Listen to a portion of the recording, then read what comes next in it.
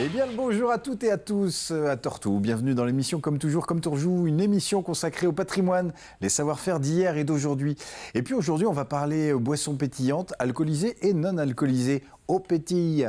Mais aussi, on va apprendre peut-être à fabriquer ou comment ça se fabrique, à embouteiller et pourquoi pas déguster avec un professeur de Malte, Pierre Brodu, de la brasserie OP au Sable d'Olonne. Allez, OP, en avant du... Ça sent la bière de Londres à Berlin. Ça sent la bière, Dieu qu'on est bien. Ça sent la bière. Ah oui, on Dieu qu'on est bien du côté des Sables d'Olonne à la brasserie OP, ça sent la bière, ça sent la vie, ça sent le débit de passion. Pierre Brodu est tailleur de bière, champion de boc qui a la bosse des maltes. Ah, il ne ménage pas sa peine, il ne fait pas dans la demi-mesure.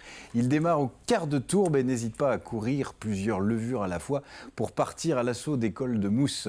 De jour comme de nuit, soir de lune rousse ou de lune blanche, il brasse, alternant pot de bière et pot de chanvre et respecte à la lettre le solfège brassicole. Une bière blanche vaut 2 bières noires ou 2 bières non alcoolisées noires. Chasser le naturel, il revient au goulot. Il aime toutes les bières, toutes les boissons, les blondes comme les brunes, les douces comme les amères, les bières trapézistes qui vous mettent la tête à l'envers, aux bières sur île, autrement appelées mousse de couette, et même les boissons pétillantes et non alcoolisées au pétille. Ce fiefé fermenteur vous dira que fabriquer une boisson, c'est à la portée de tous. Rien n'est moins sûr, quoi qu'il en soit. En généreux partageur, ayant accumulé moult expériences, il n'hésite pas à transmettre, à ouvrir sa brasserie à qui veut faire sa propre boisson. Alors courez-y, sentez comment créer une boisson, quelle est l'histoire de la brasserie, comment est venue cette idée, cette passion et ce titre, OP. Autant de questions que nous allons poser à notre invité Pierre Brodu. Bonjour. Bonjour. Soyez le bienvenu. Merci de m'accueillir. Dans notre petite brasserie, comme toujours. Avec nos deux brasseurs, ils s'appellent pas Claude, ils s'appellent Jean-Pierre. Oui, c'est Jean-Bière et Jean-Bière. Et bière. C'est ça. En fait, il y a un intrus autour de ce studio, c'est Jérôme. Mais c'est ça.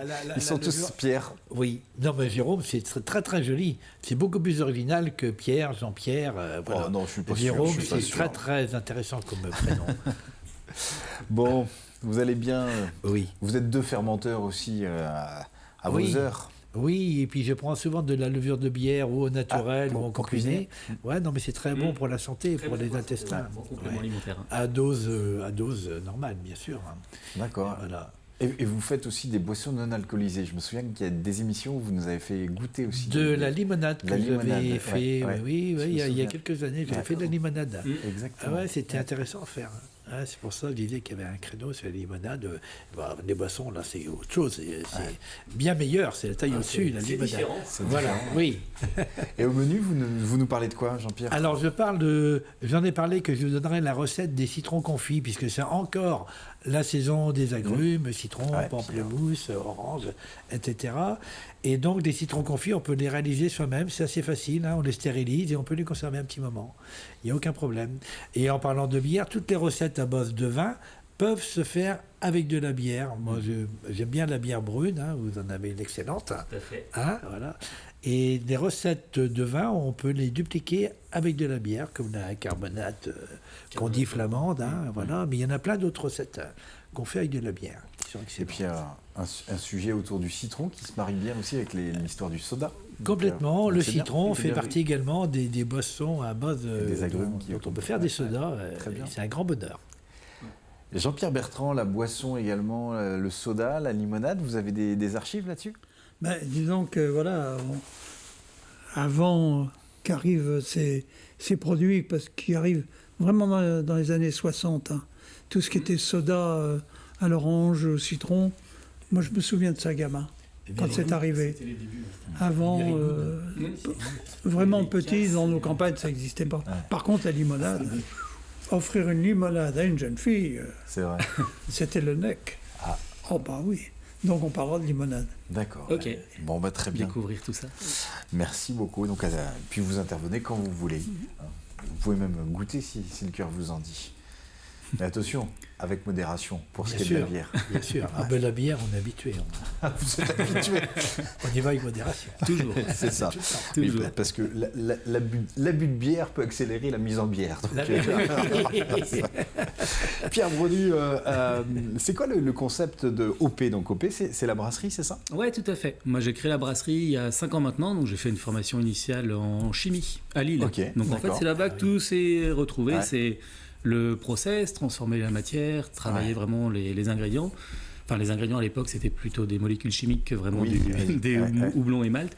Et l'amour pour la bière aussi. C'est Parce vrai. que quand j'étais étudiant à Lille, c'était début 2000. Ouais. Et il y avait justement, dans la région, la bière, c'était encore assez calme comme, Oui, c'est vrai. Ouais. comme développement. Donc il y avait l'usine qui sortait tout juste de terre. Ok. Ouais.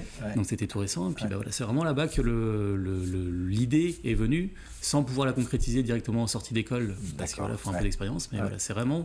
La jeunesse s'est passée là-bas, D'accord. à Lille. Et il y avait une appétence depuis que vous êtes tout petit pour la cuisine, pour marier les saveurs Ouais, c'est des choses que j'ai toujours aimé faire. C'est vrai. Donc avec mon papa qui adore toute la pâtisserie, donc qui travaille ça. Alors c'est vraiment un titre amateur, mais voilà, on avait toujours ce Ouais. côté-là. Et à un moment, du coup, c'était toutes les viandes en sauce, le côté mijoté. Donc en fait, il y avait toujours cette Ouais. association de goûts, d'arômes, de choses comme ça, qui me plaisait. Et c'est vrai que de pouvoir créer un produit qui m'est propre et pouvoir le partager, le faire découvrir aux autres, c'est vraiment quelque chose, moi, qui m'intéressait Ouais. grandement. Ouais. Et alors OP, ça veut dire quoi? Alors OP, ça a plusieurs significations. Donc c'est vraiment né en fait des Sables, Ok. dans Parce un que c'est quartier donc des au Sables. Sable-d'Olène. Ouais, tout à fait. On est au pardon. Sable-d'Olène. Ouais. Dans un quartier des Sables, donc la Chaume, c'est un terme qui est utilisé. Donc vraiment le côté convivial, c'est un terme qui est utilisé pour dire bonjour. Donc OP mon rat, c'est salut mon gars. C'est vraiment ce côté très convivial. Donc moi, c'est ce qui me plaisait dans la bière. Et en parallèle, c'est la relation d'opérationnel. TOP Ok, pour aller boire un verre, d'accord. TOP pour faire ça. Donc ça a une autre signification Bien sûr. ailleurs.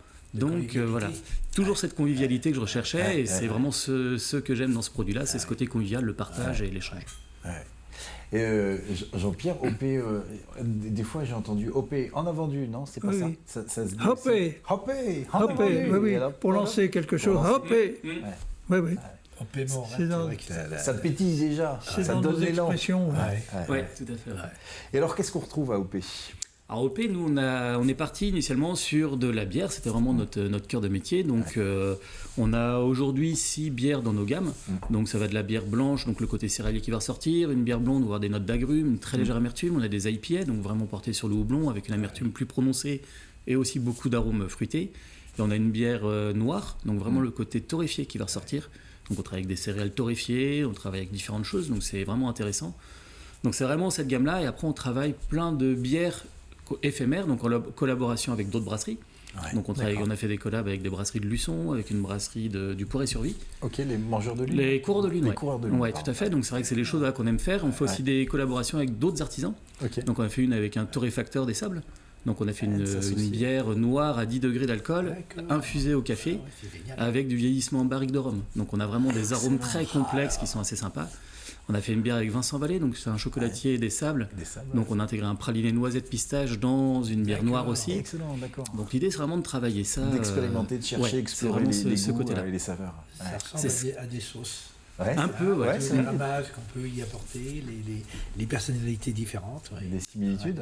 Donc la base est toujours la même, c'est malt, houblon, levure et eau. Mm. Et après, voilà, on peut travailler vraiment tout plein de choses. Ouais. Et toujours dans l'esprit de découverte et de faire sûr. découvrir Oui, oui, au public en fait d'autres typologies d'arômes de bien goût. sûr. C'est génial ça. Ouais. Et il y avait une volonté aussi d'offrir une boisson non alcoolisée, parce que dans une brasserie, on s'attend à de la bière uniquement. Et pas Ouais, forcément. tout à fait. Nous, on avait pas mal de demandes. Alors, c'était plutôt sur de la bière sans alcool. Des Ok. demandes de clients qui nous demandaient Ouais. quand est-ce que tu sors une bière sans alcool. Parce qu'il y avait vraiment une tendance alors, voilà, à consommer moins d'alcool.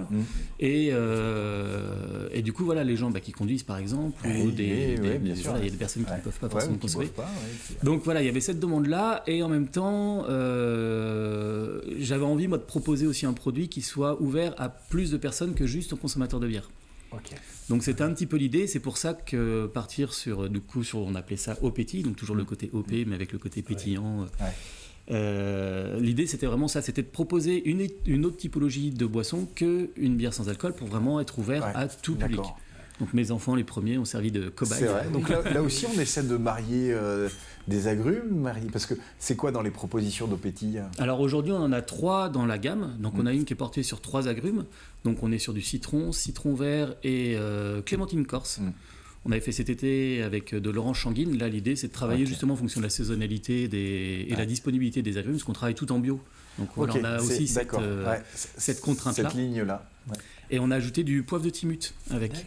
Donc vraiment ce côté un peu épicé, le pamplemousse qui va revenir en plus, donc pour renforcer tout ça. Donc c'est vraiment quelque chose qui est très désaltérant, frais. Ouais. On est peu sucré, on a 5 grammes pour 100 ml, donc c'est vraiment très peu sucré. On est à peu près moitié moins que des sodas classiques. Ouais. Donc ça permet justement d'avoir la gourmandise du fruit, mais sans avoir le côté sucré un petit peu écœurant qu'on pourrait avoir. Et du coup, faut explorer, faut goûter, c'est pas du premier coup, c'est pas magique. Non, on fait quelques essais quand même. Donc on regarde ce qui se passe en cuisine aussi, et les assemblages qui se font, parce que c'est vrai que dans les goûts, il y a des choses qui existent. Donc c'est voir nous comment on peut assembler ça. Après, on fait quand même quelques tests pour trouver les bons dosages aussi, les quantités. Donc on rajoute toujours un petit peu de sucre. L'objectif, c'est de retrouver de la gourmandise du fruit, mais on est toujours inférieur à la sucrosité du fruit. L'idée, c'est vraiment d'avoir quelque chose de gourmand mais léger. Ouais. Donc on est obligé de faire des tests justement pour ajuster un petit peu tous ces paramètres-là, les dosages d'épices aussi, parce qu'on travaille avec des épices, avec des herbes aromatiques. Donc les dosages, il faut que ça soit présent, mais que ça ne prenne pas le dessus sur le reste. Donc c'est toujours une question d'équilibre. C'est vraiment ce qu'on recherche sur toutes nos boissons, que ce soit bière ou Opétit, c'est vraiment l'équilibre et que ça soit juste plaisir sans avoir à chercher des notes aromatiques particulières. Enfin, il faut que ça vienne de soi. En fait. C'est vraiment comme ça qu'on conçoit nos boissons. Et donc là, vous nous avez ramené trois boissons non alcoolisées qui sont à quel parfum? Donc 3 agrumes, donc on est sur vraiment c'est les 3 agrumes que je disais. On a fraise, citron, basilic. Donc voilà, c'est des arômes qui marchent bien. On a la gourmandise de la fraise, la rondeur de la fraise. Le citron va amener un petit côté acidulé qui va casser justement un petit peu cette rondeur. Et le basilic va amener une fraîcheur en fin de bouche, du coup, qui va être vraiment, ça va être vraiment agréable pour l'été. En tout cas, ça marche très bien. Et le 3e, c'est plutôt sur les fruits exotiques, donc mangue, ananas. Mangue, ananas. On a mis du citron vert aussi pour justement amener justement ce petit peps acidulé, et on a mis de la menthe mais poivrée. L'objectif, c'était pas avoir l'aromatique de la menthe, mais plutôt la fraîcheur de la menthe pour garder une longueur en bouche, mais sur le fruit. D'accord. Donc là, on a vraiment une décomposition de la mangue qui amène de la rondeur, l'ananas qui amène un côté fruité, légèrement acidulé aussi, frais, et le citron vert et la menthe. Enfin, c'est vraiment chouette. Vous méritez l'AOP. L'AOP. C'est ça. Un jour, il y aura peut-être une appellation. C'est ça, France, ça sera mérité. Exactement, c'est pas mal, c'est bien vu. Donc, vous avez la parole, et bien vous allez la garder, Jean-Pierre. On va passer de bouche à oreille et vous allez nous parler de citron, je crois. Oui. Eh bien, c'est parti. Ouais, toujours l'AOP. Oui. La saison du citron, le citron, c'est la saison avec les autres agrumes qui l'accompagnent. Et alors, donc, pour faire du citron confit, c'est très très facile. Bon, il faut un grand bocal de 2-3 litres qu'il faudra bien presser les citrons. Il faut prendre des citrons bio quand même, c'est plus conseillé, c'est plus nature. Il faut du gros sel, du laurier et du cumin. Voilà. Alors on baigne les citrons pendant une bonne heure avant de les mettre dans le sel. Pour bien les laver. Et ensuite on les ouvre sur le côté en quartier. On les ouvre en 4, en 5, en 6, vous voyez, selon la grosseur du citron. Et là, il faut les arroser de sel avec des grains de cumin. J'aime bien le cumin et le citron, ça se marie bien ensemble. On met du cumin après autour des citrons. Et on les laisse mariner comme ça pendant 1 ou 2 nuits. Et ensuite, on fait bouillir à part 1,5 litre d'eau avec 35 grammes de gros sel et 20 grammes de sucre. Voilà. Et alors donc les citrons qu'on marinait 1 nuit ou 2, on les lave bien, on les égoutte et on les met dans les bocaux. On les presse bien et on met ma mixture, là, ce mélange entre 150 grammes de sel et 35 grammes et les 20 grammes de sucre. Et on arrose les citrons, il faut bien les presser. Et ensuite, on ferme le bocal et on les stérilise pendant 1 heure. 1 heure, 1 heure et demie. Voilà. Et donc, vous avez un citron là qui est pré-cuit quelque part et qui est confit, qui ne bougera pas parce qu'il est confit. Il est stérilisé. Stérilisé, ouais. Voilà, et on peut le garder combien de temps alors du coup? Stérilisé, il faut surveiller, mais normalement, j'ai pas de. C'est à vous de surveiller. Je ne vais pas donner de date, non, je ne me risque pas là-dedans. Oui, ça dépend. Voilà, si les bocaux, si vous utilisez des bocaux qui ont été inutilisés pendant un petit moment, il faut les restériliser. Enfin, Bon, vous voyez, mais minimum 1 mois, 2 mois, 3 mois, voire plus. D'accord. Voilà, mais à vous de voir. À vous de voir. Et de goûter régulièrement, vous faites un poulet au citron et puis vous devrez. Et puis, voilà. oui, par exemple. Voilà. Et vous pouvez en mettre même dans de la carbonate, un petit peu de citron confit, ça peut aussi accompagner ça la magnifie carbonate. encore. Oui, ça magnifie. Le citron, c'est un exauceur de goût, c'est un acide, voilà. Donc tout est permis avec le citron. C'est une belle conclusion, ça. Tout est permis avec le citron. Ah oui, tout est permis. J'étais en train de chercher s'il y avait un calembour. Non, je ne suis pas dans un bourg, on est à la campagne. Avec le citron, je me suis dit peut-être. Oui, non. Moi, j'aurais pu y penser. Ouais, on vous presse pas à trouver quelque chose. Merci Jean-Pierre. Pierre, je reviens vers vous. Vous avez plusieurs fois utilisé on a essayé. Ça veut dire que vous n'êtes pas seul? Alors j'ai commencé tout seul. Au bout de 2 ans, donc j'ai recruté une personne sur la partie brassage, donc vraiment pour m'épauler là-dessus, pour du coup moi pouvoir aller faire plus de commercial aussi, développer. Donc au SAB, on a vraiment un côté très saisonnier. Oui. Donc c'est vrai qu'en fait nous on fait 70% de nos volumes entre le mois d'avril et le mois de septembre. Okay. Donc il y a vraiment un pic d'activité à ce moment-là où on a besoin à la fois de produire, de livrer, donc il y a tout ça. Et l'hiver, on est plutôt sur une partie de commercialisation, de démarchage, choses comme ça. D'accord.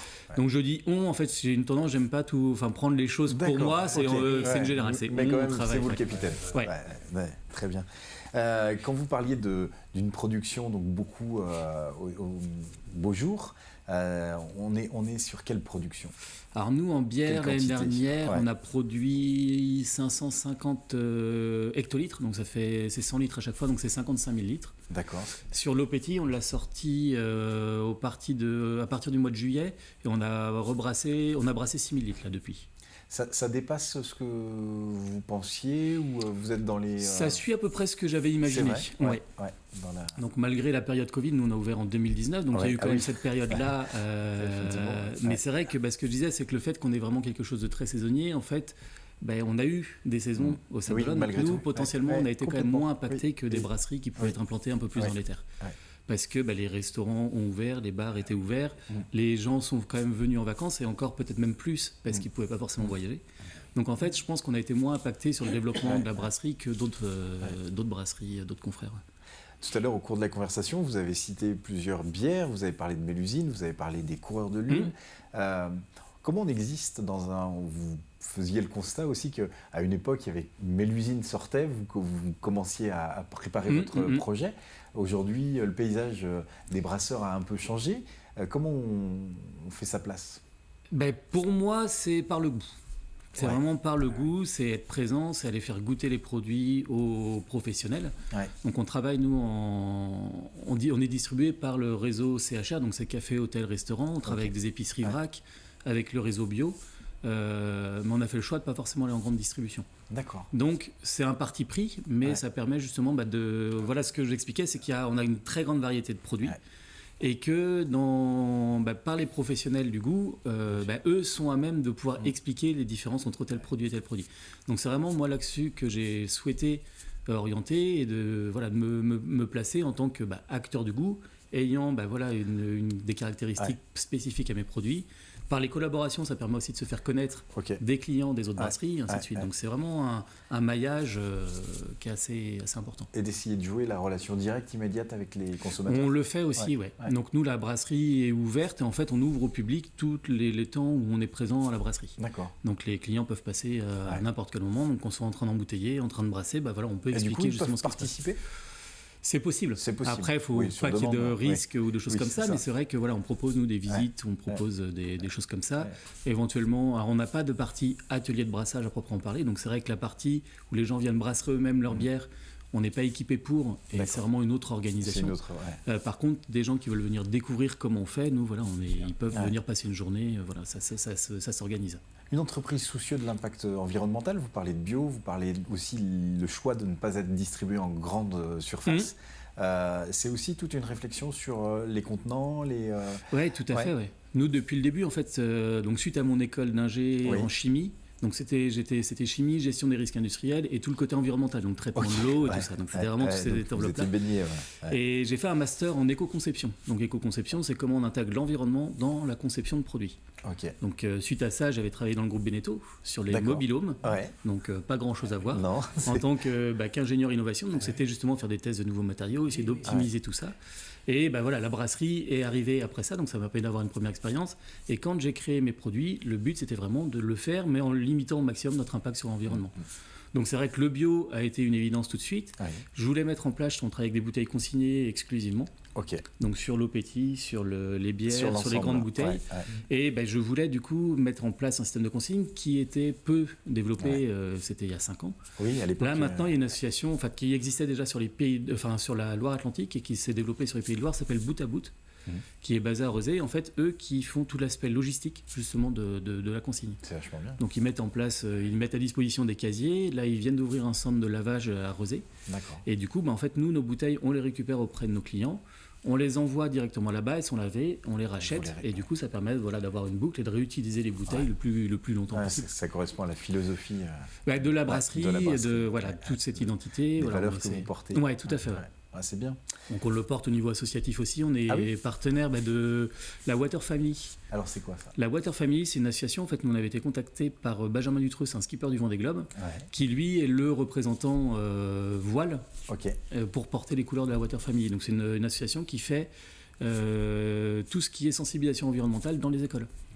Et en fait, dans le cadre du Vendée Globe, on avait fait ça, donc partenariat, on avait fait une étiquette spécifique sur notre bière blonde, et on reversait du coup de 10 centimes à chaque bouteille vendue à l'association, qui a permis de les sensibiliser du coup des classes au Sable d'Olonne. Donc plutôt bien. Et là on refait ça cette année, du coup il y a le Vendée Globe. C'est 2024, là, c'est une belle année pour vous. On va voir normalement. Et donc on refait ça, mais du coup avec une eau pétille spécifique et une bière spécifique aux couleurs de la Water Family, et toujours ce côté reversé à l'association. Donc c'est vraiment un engagement. On fabrique un produit, mais on essaie d'en faire profiter, d'en faire bénéficier au niveau local. Donc c'est pour ça que les collaborations avec d'autres artisans, avec tout ça, donc c'est vraiment essayer de travailler quelque chose d'assez local et de. On n'est pas à l'abri d'entendre parler d'ici le Vendée Globe d'eau pétille. Je sais pas, on verra.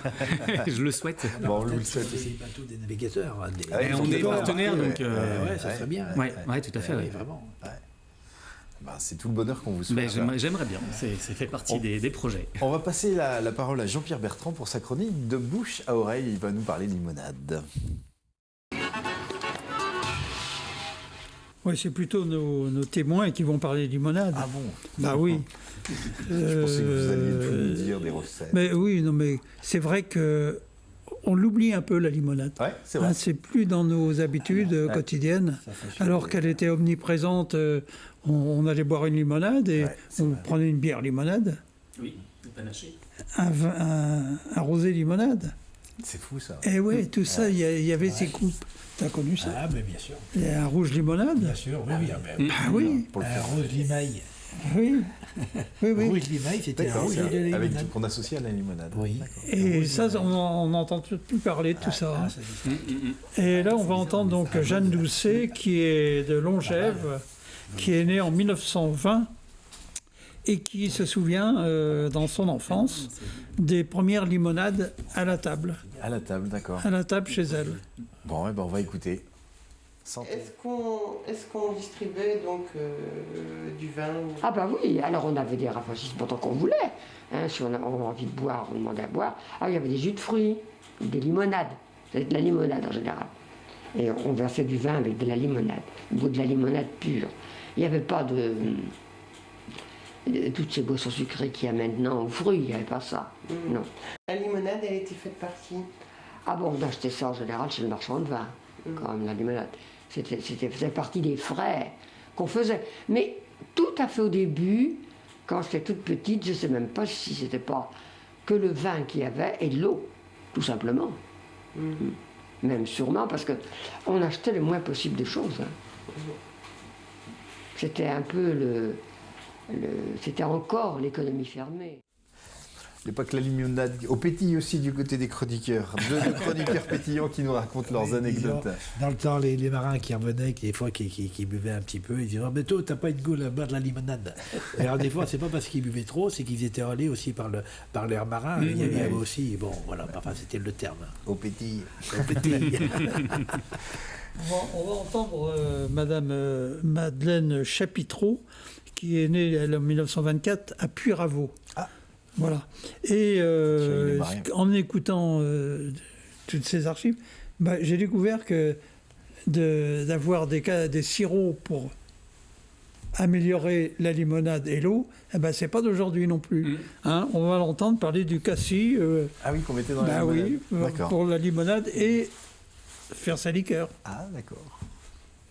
Là, on avait du jardin, puis on avait un rang de cassis d'un côté, puis un rang de groseille de l'autre côté. Les cassis, on les mettait dans des bouteilles, puis on les mettait fondre dessus un toit, au soleil. Quand ils étaient bien fondus, les cassis, ça faisait du jus. On retirait le jus, puis on faisait un sirop, puis ça faisait le cassis. Alors on avait 400 bouteilles de cassis sur un toit, là, que le soleil donnait dessus. Après, pour faire la goutte, ça c'était la tante. La tante Madeleine, elle avait le pompon pour faire la goutte. Elle pressait son cassis dans un linge, elle estrayait le jus qu'il y avait dans les bouteilles, puis le cassis, il en restait encore un petit peu, alors elle avait un linge, puis elle passait ça dans le linge. Il y en a qui le passaient à la moulinette, mais elle le pressait dans un linge. Puis après, on faisait un sirop du sucre. C'était du vrai cassis pur. Ah ben vous voyez, au pétille a aussi un peu d'histoire. Exactement. Un soda au cassis ou aux groseilles.